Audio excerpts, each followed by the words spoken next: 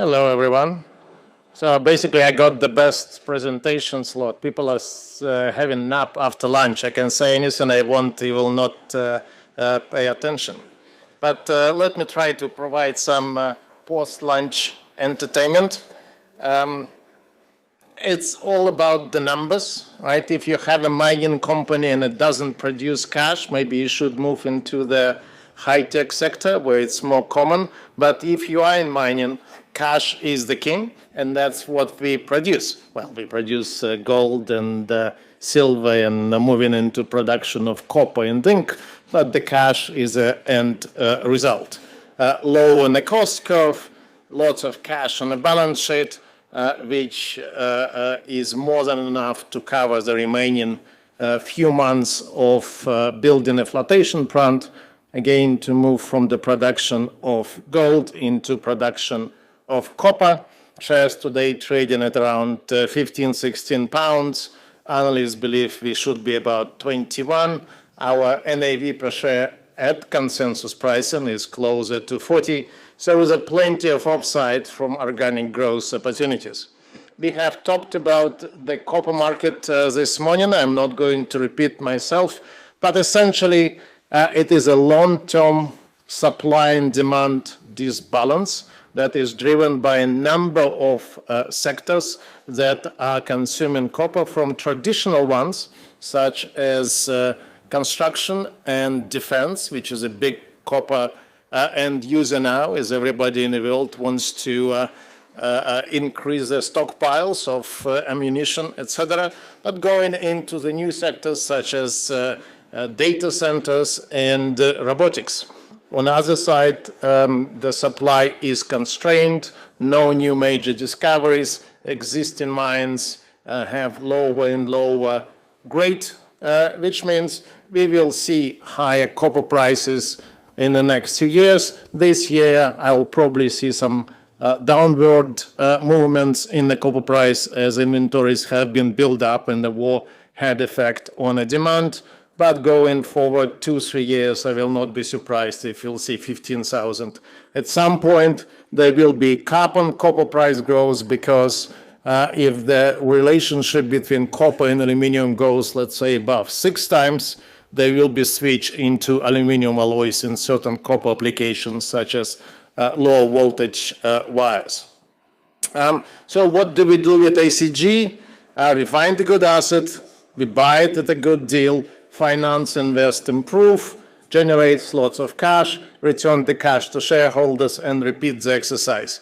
I will explain that business model with our first acquisition in Turkey. So today, who we are and what we have, ACG Metals is a London-listed company. We are on the main board, market cap approaching 500 million US. Last year, production gold just under 40,000 ounces in the first quartile cost positioning.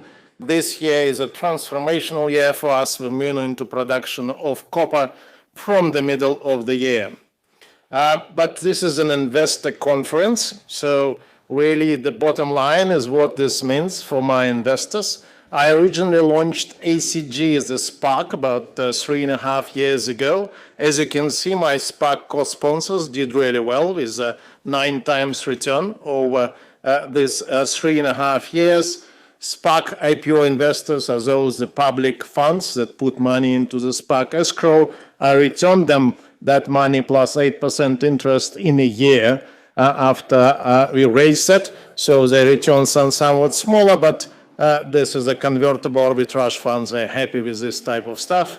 The more interesting bit is the returns from our first acquisition in Turkey, which is 18 months ago. And you can see equity investors done quite well. The debt investors held that acquisition debt for less than 6 months. We bought the asset in September, refinanced them in January the following year, but they're also very much in green.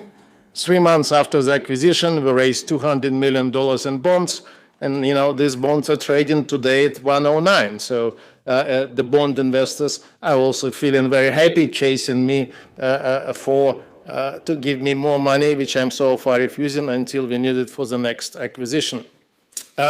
Yet, despite the strong returns, we still trade in a significant discount to peers, 0.4 on price to net asset value. Typically, as you would see a non-producing company trading.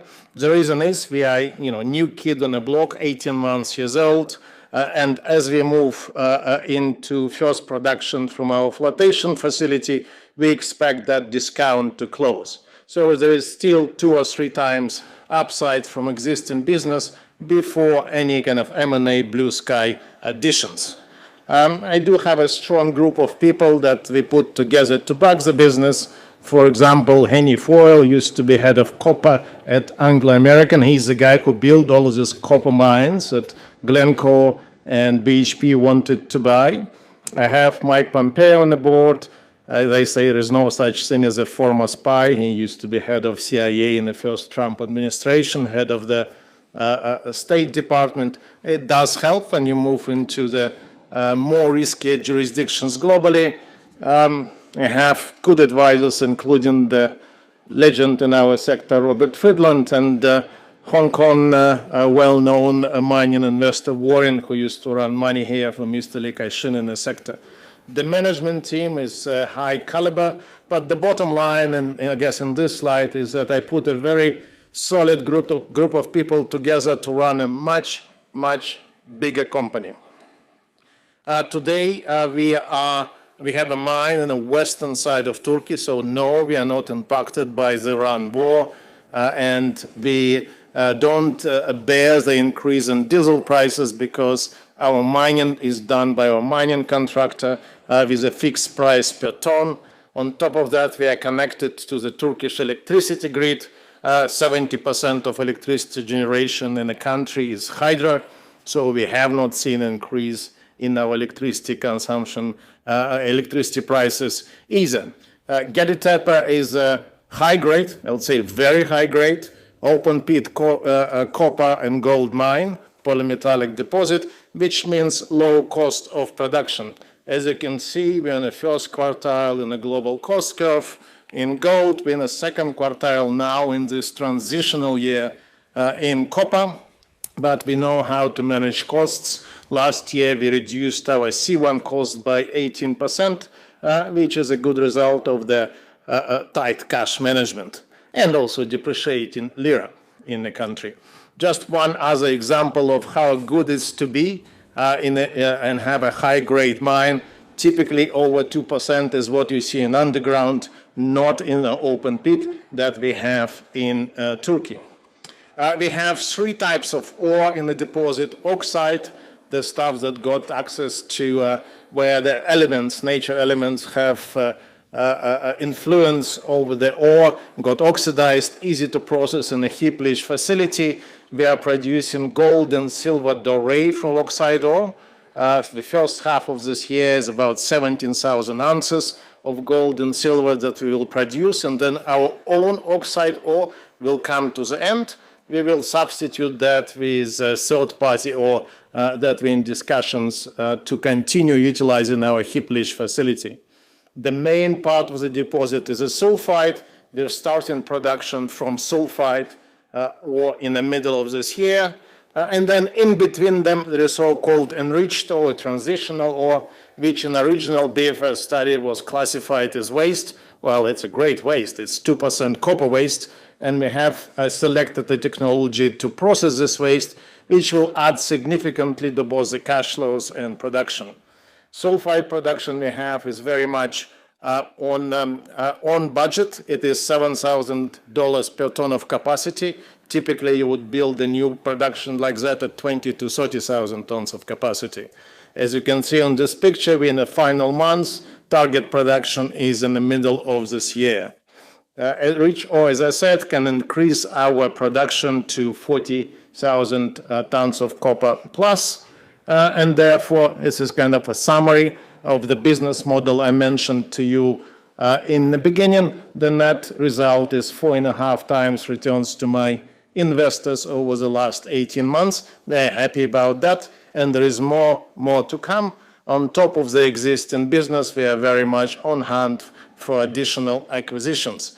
So if we do nothing else, we're likely to move from 15 pounds per share to 20 pounds, as analysts now predicting, but our NAV per share is twice as high, and that's what will happen if we do nothing else. M&A will add on top of that. Thank you.